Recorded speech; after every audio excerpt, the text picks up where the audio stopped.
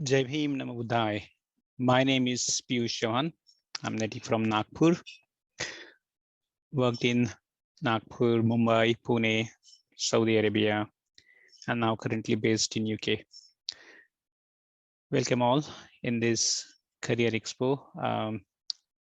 I'm going to talk about the career opportunities in UK after graduation. Let me share my screen so you all can see it. Right, I hope you can see the screen now. So let's start. The main highlights of this presentation is statistics of Indian students in UK, Indians in general from the Indian ethnicity in UK employment, Brexit in the context of Indian students, routes to enter into UK jobs, knowledge of English, cultural shock and how you could overcome those things, and some of the useful links.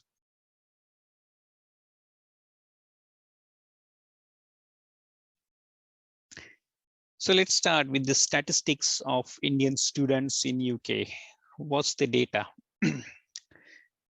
If you see the statistics of Indian student in UK always need skilled people across the world. So they always try to pull people from the world, talented people. If you see the data, 605,000 international students studies at UK Higher Education Institute in 2021. Out of that, 152,000 were from the European Union and 452,000 were from non-European Union students. You can see the ratio. Now, the good point is, out of the non-European Union students, the second largest students were from India, 84,555. Of course, China is at the top. And from the data, it has been proven that there is a notable increase happening into the enrollment of Indian student into UK university in last 5 years. So if you see in terms of percentile, the Indian students represent almost 19% of all non-European Union students which enrolled into UK universities back in 2021. So if you see, these are the Indian student second largest. So this is about the Indian students in UK universities, but how is the Indian ethnic people in the UK employment? What's the ratio and what's the data we have at the moment? So if you see, there are different occupations which are considered here: managers, directors, and senior officials. Professional, it's a category of occupation. You could say associate, professional, and technical, administrative, skilled trades, carrying laser and other services, sales and customer services, process plant, machine operatives, and elementary. Now, the percent of Indian in different occupation in UK and the data we have is from 2010 till 2018. The source is UK Annual Population Survey. What we can see is in 2018, 11% of the Indian were in manager, director, and senior officials job or occupation. 33% of Indian ethnic, the people belong to Indian origin, were in the professional jobs. Similarly, if you see, 9% were in the administrative and secretarial, skilled trades, 5% of Indian origin people were in the skilled trades, and so on. So what this data tells us? The same data has been plotted over here. It's easy to understand in the bar chart. You can see that the professional occupation is where you can see most of the Indians are involved. But that's the good news. I mean, these are the jobs which are known to people since long time, and that's why more people are involved into it. But is there anything else you can learn from this data? By the way, it's from 2010 to 2018. So let's understand what data talk with us. Now, this particular pie chart is about the analysis of occupation in the year 2018. So these table indicate what was the jobs in total, what was the percentage of job in total in 2018, and how much Indian origin people in percentile were in those occupation. So if you add this column, it is 100%. So consider there are 100 jobs, out of which 11% jobs were in this sector: managers, director, and senior officials, and so on. And you can interpret in this way that 21% were in the professionals occupation and 10% jobs were in the skilled trades. Now relate that with the percent of Indian origin people were working in that sector. So the data analysis of year 2008 occupation indicate that 21% of workers in UK were in professional jobs. So you can see that 21% of total jobs in the UK, there were 21% people were working in the professional occupation, which makes it the most common type of occupation. Fine. The 11% of Indian workers were in manager, director, or senior official job, the highest percentage out of all ethnic groups. Now, manager, director, and senior officials, 11% of Indians were in this occupation. What they're saying that the data says that the all other ethnic group, among all other ethnic group, Indians were the highest in this type of job. 33% of workers from the Indian ethnic group were in professional jobs, the highest percentage out of all ethnic group. Now, here is the point. You can see that 33% of the jobs in the professional occupation were captured by Indian ethnic people. The most common type of job in UK is captured by Indian people. Indian were highest in the most common type of occupation, which is professional, and also steady growth from 2010. If you go back to previous slides, you can see the professional category here. So there is a steady growth in the jobs in the professional category. You see in 2010, there were 22% of Indian in this category, whereas in 2018, there is 33% of Indian in this category. So you can see that there is a steady growth happening in the professional occupation. But that's the good news. I mean, these stories are positive stories that, oh yeah, Indians are capturing occupations, a typical type of occupation where they are highest in all ethnic group and their percentile is more.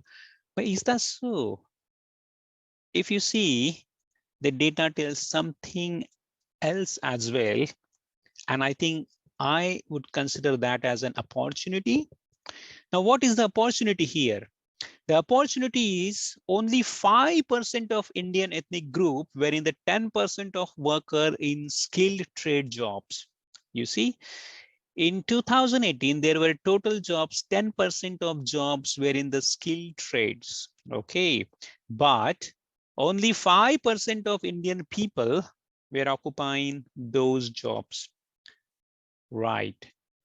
And there is no growth in that category. If you again go back to the data, skilled trades in 2010, 5% of Indian origin people were in this job. 2018, still 5%. The growth, there is no growth. Still, we are not focusing this trade. In other words, you can say that we are very much focused on the professional side of the occupation, but we are not looking at the other occupations, which is our opportunity. And here we can focus more. Indian ethnic group percentage in stagnant in other occupations such as associate professionals, technical, administrative and secretarial, process plant and machine operatives. So what we are trying to tell here is not only the skilled trades, there are other occupation, associate professional. In 2010, it was 15, 2018 is 14%. Caring laser 6%, 7%, sales and customer service 10%, 7%. So if you see the data speaks for itself. There are other trade, there are other occupations where Indians are not capturing those vacancies. The percentage of Indian origin people in those type of occupations is still the same or less. It's stagnant. If you compare that with the professional, you can see there is a steady growth. It's increasing from 22 to 33.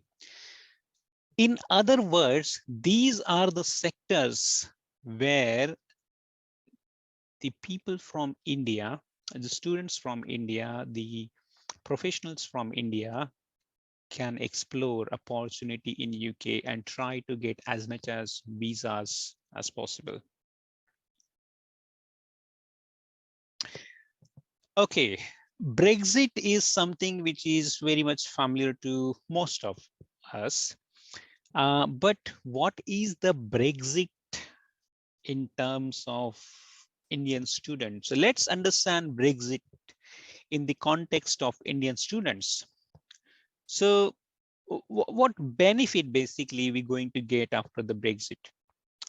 What do you mean by Brexit, by the way? So Brexit means UK left the European Union market. Now UK is out of the European Union, means there were some rules which were binding on UK before, and now those rules no more applies. There are a full discussion happening, but that's separate. We will focus on the jobs. Because UK left the European Union, there was free exchange of the employment and the employees between UK and the European Union. But now the people from the European Union will have to apply for a visa, which brings them into the same category of rest of the world. In this particular instance, it's India. So new opportunities for study and work are open up for the overseas student or international student, Indian student. Now, if you compare the Brexit situation before Brexit and after Brexit, there are some favorable situations or policies has been implemented, which will definitely help Indian students. Before Brexit, the post-study visa was for 6 months. After Brexit, the post-study visa extended for 2 years. If you are a PhD holder, the post-study visa can be extended up to 3 years. Previously, there was a tier 2 route to enter into the UK job market. Now that tier 2 route has been replaced by the skilled worker route or skilled worker visa. The monthly cap applied to the tier 2 visa is no more applicable now. So in the skilled worker visa, there is no longer a cap on the number of people who can enter and work in UK under the skilled worker route. Under the tier 2 route, the skill threshold is also lowered. Before, in the under the tier 2 route, this skilled threshold was higher, whereas under the skilled worker route, the threshold skilled threshold is lowered. Similarly, the salary threshold was higher in the tier 2 route, whereas in the skilled worker, the salary threshold is reduced, and that is in a way helping employer to offer more sponsorship. In a way, it helps to the student. Now, these are the changes in the policy which are favorable for the overseas student, Indian students. So we understand that there is a skilled worker visas we can think about.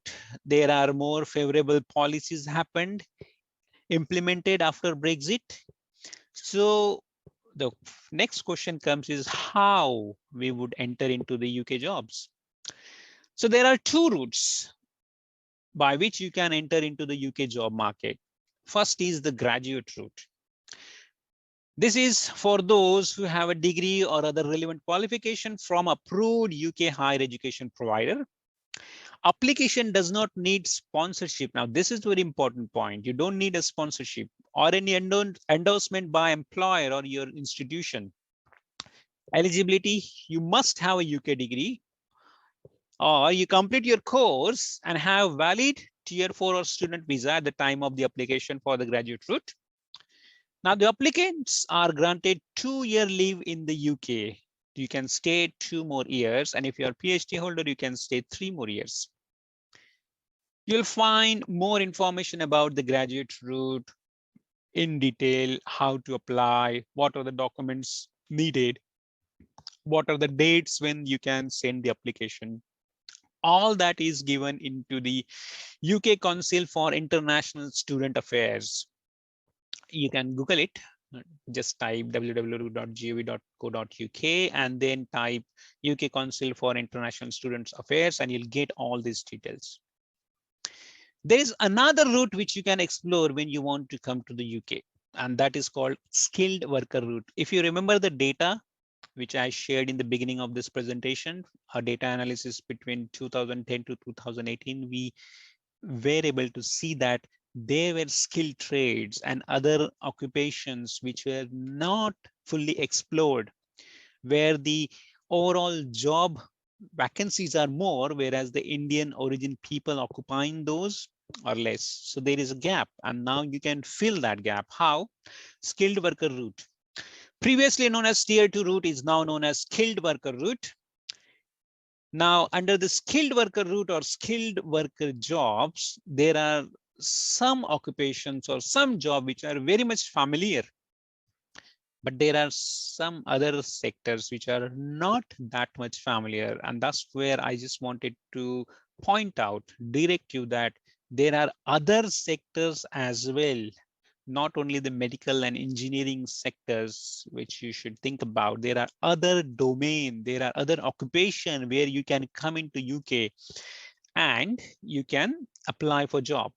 So familiar and less familiar occupation under skilled worker route: engineering, medical, including physio, occupational language, therapist, police officers, managers, scientists, IT, designers, environmental professional, and psychologists. These are the categories which are to some extent more known to the people, but there are other occupations which are less known, like teaching professionals, legal professionals, librarian, journalist, creative director, counselors, artist, author, writer, translator, actor, entertainer, blacksmith, farmer, pipe fitters, electrician, chef, driving instructor.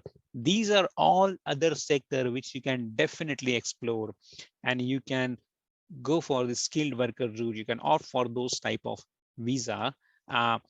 Definitely you will think about, oh, where I'll get all this information. So all the complete list of what are the occupation code, what are the occupation comes under skilled worker routes is available on the www.gov.co.uk.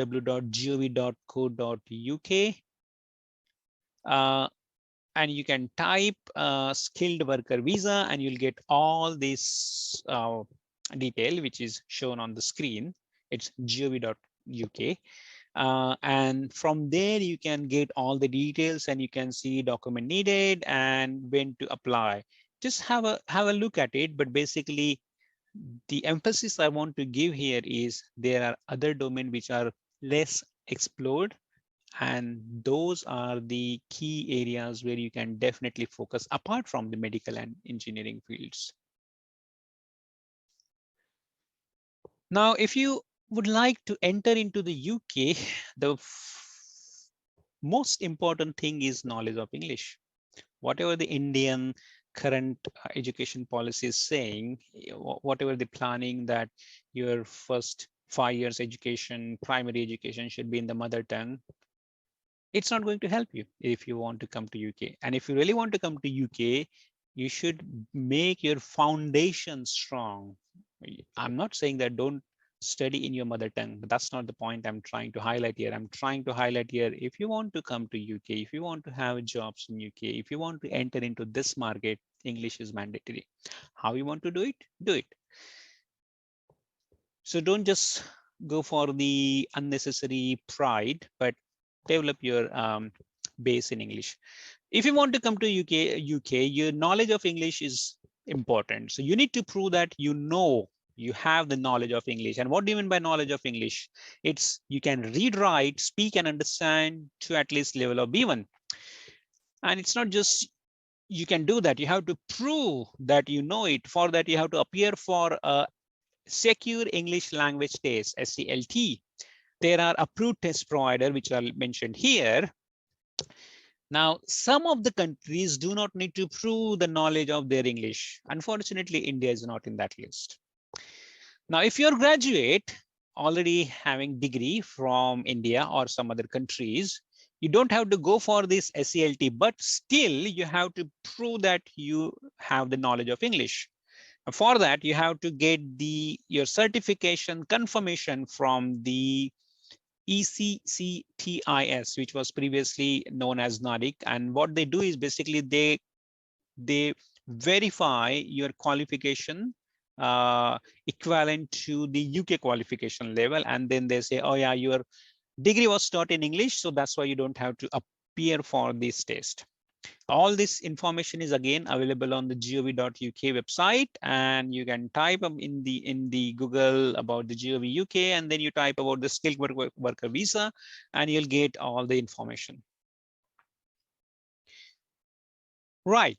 So if you want to come to UK, just wanted to share few tips. Again, it's experience, not necessarily it is applicable to everyone, but generally when someone comes to UK, he or she faces the cultural shock, because the way we live in India, the way people live in UK is totally different. It's a different world. The people attitude, the people behavior is totally different compared to India. I mean, if you go to outside, whether you know people or not, if he's going through the door and if he saw you coming, he will wait for you and hold the door for you. I don't know who is he, but he will hold it. And then he'll expect something similar behavior for someone if it is coming from other side. You'll hold the door. So that's the way people are different here. You drive on the road, nobody is going to blow horn unless there is something dangerous happening. So it's considered rude if you blowing horn when you're driving on the road. The weather is very unpredictable here. So things changes drastically in UK. It brings a cultural shock to people coming from India, student coming from India, if you're not with the family. Well, that's the problem. What's the way forward? The way forward is very simple. You just get engaged in the volunteering work. There are so many voluntary services available here. You can engage into that. Connect with your like-minded people, communities. Try to build the networking before you come to UK, so that helps to overcome these issues. There is another issue which generally people face is the language barrier. Most of the student, they knew how to speak in English, but it's different when you come to UK. You know how to tell, but basically you sometimes face challenge in difficulty in expressing it. For example, we are very used to say, oh, I'll postpone that date. And similarly, we say, I'll prepone that as well. Well, the prepone word doesn't exist here. They call it bring it forward. So you'll find there are differences, the way we speak and the way generally people speak here, even professional struggles. Whenever you join the UK market, first 3-4 months, you slows down because you try to get up to the speed of what they're talking. You technically you are very strong, but when you communicate, that adjustment coming up to the speed, that takes time. Again, this is a problem. What's the solution? The solution is again the same. Just keep engaging with others. If you get someone who is familiar with the UK culture, engage with them. If you really want to come to UK, I would recommend that you must watch the BBC News, because then you understand the pronunciation, the phonic. We don't read right in phonetical way in India, whereas in UK they teach in the phonetical way. not BBC Hindi, Marathi, BBC English. Okay. And all other English programs, UK English programs. So you can hear those words and understand. Now, there will be many more tips. But these are a few basic things. If you really want to come to UK as a student or as a professional, you should familiarize yourself with these things, and that would help in general. Mindful of the time, and I know I have overrun it, but I'm sorry for that. Just quick useful links, which whatever the data I have shared here, or whatever analysis has been done, or whatever information I'm sharing, there are these, everything is available on the internet. You can just Google it and you'll find it, and these are the useful links you can use for your reference and find the necessary guidance.